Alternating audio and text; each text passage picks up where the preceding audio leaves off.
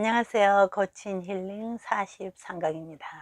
혹시 여러분 주변에요, 이따금 전화해서 차를 새 차로 바꾸었는데 약간 마음에 안 든다거나, 남편이 승진했는데 건강이 걱정이라거나, 어디 여행 갔다 왔는데 피곤해 죽겠다거나, 집 평수를 늘려 이사를 했는데 전망은 좋은데 너무 높다거나, 이래저래 고민이 많다는 친구 있으신가요? 자랑하려고 전화해 놓고 고민하는 척하는 이 친구 어떻게 하고 싶으세요? 어쨌든 이런 전화 받는 날에는요, 그런 대로 살았던 집이 갑자기 뭐로 보입니까? 집구석으로 보입니다. 소파에 반쯤 누워 TV 보며 실실 웃는 남편이 무능력해 보이고, 방에 처박혀 오락만 하는 아이들이 꼴 보기 싫어. 이런 날은요, 접시 하나씩 이빨 빠지는 날이죠. 난 언제 저러고 살아? 이런 비교의식 심어주는 친구 덕분에 그런 대로 그래 만족하며 살자 하던 마음의 중심을 잃고 정말 얼굴 표정이 달라지죠. 이럴 때에는 남편이 뭐라 그럽니까? 또 그 친구한테 전화 왔지. 그 친구 전화 받지 말라니까 툭 한마디 하는데요. 글쎄요, 전화 안 받는다고 해결된 문제는 아닌 것 같습니다. 우선 내가 왜 그런 전화를 받으면 화가 날까요? 자, 오늘은 내 속 깊은 곳에서 나를 흔들어 놓는 비합리적 생각 끌어올려 보죠.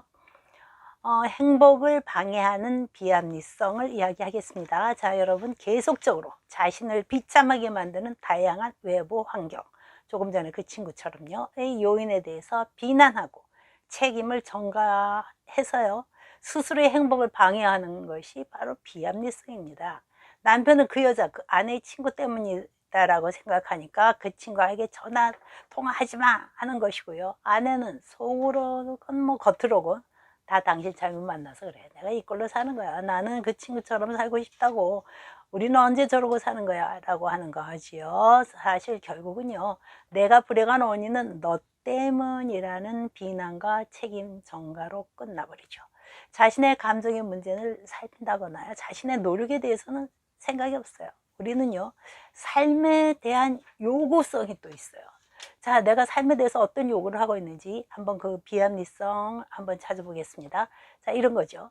삶의 조건은 수월해야만 한다. 나는 편해야만 한다. 열심히 노력하지 않고 내가 원하는 것을 실질적으로 무엇이든지 성취해야만 한다는 당위성. 당위성은 뭡니까? 꼭 그렇게 된다는 거죠. 우리에게 이런 거 없을까요? 내가 노력하지 않더라도 주변 환경과 사람들에 의해서 내가 행복해지기를 바라는 마음이죠.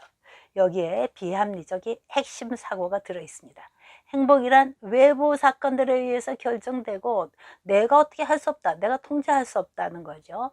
내 행복이 나로부터가 아닌 너로부터 와야 된다는 거죠. 외부요. 여기서 또 한 번 비합리적 생각 나오는데요. 자, 행복에 대한 비합리성입니다. 자신의 행복의 가치를 자기 가족의 성취 여부에 따라 평가하려는 경향이에요. 내 남편이 고속 승진을 하면 내가 행복하고, 내 자녀가 인류학교 합격하면 내가 행복하고, 이런 거 말이죠. 그러니까 항상 비난할 수밖에 없잖아요. 그렇지 않으면 내가 불행하다 이런 겁니다. 자, 자신은 이게 뭐 남편이나 자식에게 충족되지 않으면요, 자기라도 해야 되겠다고 뭐 어느 단체에서건 자신의 업적과 지위를 쌓으려고 정말 애를 쓰죠. 자, 그래서 내 남편 승진을 몰아붙이고요. 내 자녀가 좋은 학교 들어가면 어깨가 올라가고요. 못 올라가면 좌절하고 비난하고 하는 것은 이런 것 때문에 자신의 행복이나 불행이 좌지우지 된다고 믿는 신념 때문인 거죠. 자, 논박이가 도저히 참을 수 없다. 한마디 하겠다고 하네요. 자, 논박 들어갑니다. 난 언제 저러고 살아? 옆집도 여행 가나 보네. 뒷집도 차 바꿨나 보네. 남들 다 잘 사는 것 같은데 나만 못 사는 것 같아서 자꾸 에너지 빠지지. 큰일 났네. 그게 행복이 빠지는 징조인데. 눈 자꾸 돌리지 말고 주어진 내 삶에 집중해.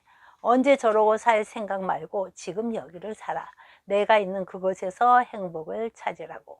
오늘은 논박이가 지당하신 말씀을 하시네요. 행복은 내 손에 쥐어 있는 소유나 명예나 또는 누구로부터 와지는 것이 아니고요. 내가 느끼는 감정이에요. 지금부터요, 비합리적 사고를 합리적 사고로 한번 바꿔보겠습니다. 먼저 나의 감정에 대한 합리성입니다. 우리는 자기 자신의 감정에 책임이 있다는 것을 받아들이는 거죠. 나 스스로가 그 감정을 만들어낸다는 사실을 이해하고 스스로를 변화시키려 해야 된다는 거죠. 내 감정을 남의 탓으로 돌리지 말라는 거예요. 행복의 감정도 불행의 감정도 스스로 만들어낸다는 것을 받아들이라는 거죠. 우리 자신의 감정을 살펴보고 스스로 변화시켜야 한다는 거죠. 감정의 변화는요, 생각을 바꿀 때 오는 거죠. 지금 쭉 이야기해왔던 비합리적 생각을 바꿔서요, 행복의 감정을 만들어내는 일, 우리 자신이 해야 할 일인 것 같습니다. 나는 불행하다고 생각하는 사람이나 뭐 또 굉장히 낭망해 있는 분이 있다면요, 내가 현재 겪고 있는 정서적인 괴로움이 주로 내 책임인데 왜 이렇게 내가 남에게만 전가하는가, 이런 거 한번 생각해 보자는 거죠. 내가 사건을 보고 어떻게 평가하느냐, 그 방식을 변화시키는 것이 나의 감정을 조절할 수 있는 것이 되겠습니다. 행복에 대한 합리적 사고라는 거죠.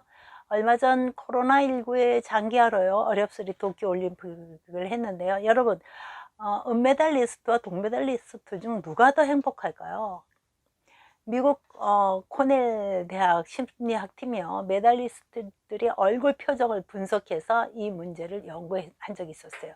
그들이 내린 결론은요, 동메달리스트들의 행복 지수는 7.1, 은메달리스트들이 행복 지수는 4.8이었다고 하네요. 왜 은메달리스트들이 동메달리스트보다 행복 지수가 떨어질까요? 은메달리스트들은요, 자신이 조금만 더 잘했으면 금메달을 딸 수 있는데 그렇지 못한 데 대해서 아쉬워하고 후회하고, 금메달리스트와 계속 자신을 비교하게 되고 그 결과에 만족할 수 없다는 거죠. 그래서 기쁨을 못 누리는 거죠. 반면요, 동메달리스트들은 자신이 조금만 더 잘못했다면, 혹은 상대가 더 잘했다면 큰일 날 뻔했다, 노메달이 될 뻔했다, 그런데 참 오히려 다행이다, 그래서 동메달에 대해서 만족하고 행복해 한다는 거였습니다. 행복은 자족하는 마음에서 생길 수 있다는 거죠. 자족이 뭡니까? 스스로 넉넉함을 느끼는 거 아닐까요? 남의 탓을 하거나 남과 비교하면 행복할 기회를 놓친다는 거죠. 자신의 행복한 시간을 도둑맞는다는 거예요. 자, 끝으로요, 사랑의 소녀 폴리에나라는 책에 주인공이 있어요. 11살의 고아 소녀 폴리에나거든요. 그 아이가 했던 기발한 놀이 소개하죠. 제목은 기쁨 놀이입니다. 자, 폴리에나가 한번 배워볼까요? 자, 폴리에나의 말입니다. 옷장에 거울이 없어도 난 기뻐요.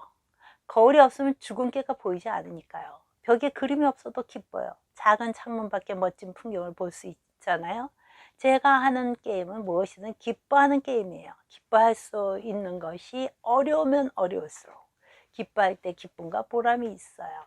하지만 이따금 너무 어려워 도저히 안 될 때도 있기는 해요. 작고 어두운 다락방에 갇혀질 때 같은 경우에요.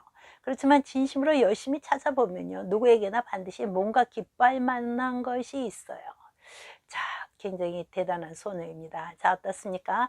자신이 지금 작고 어두운 다락방에 갇혀 있는 것 같은 감정에 매몰되어 있다면은요, 자, 빨리 빠져나와야 되겠죠. 스스로 만든 우울이라는 감정이 있거나 불행이라는 감정에 빠져 있지 않더라도요, 일상에서 폴리에나의 기쁨 놀이에 동참해 보는 게 굉장히 좋을 것 같습니다.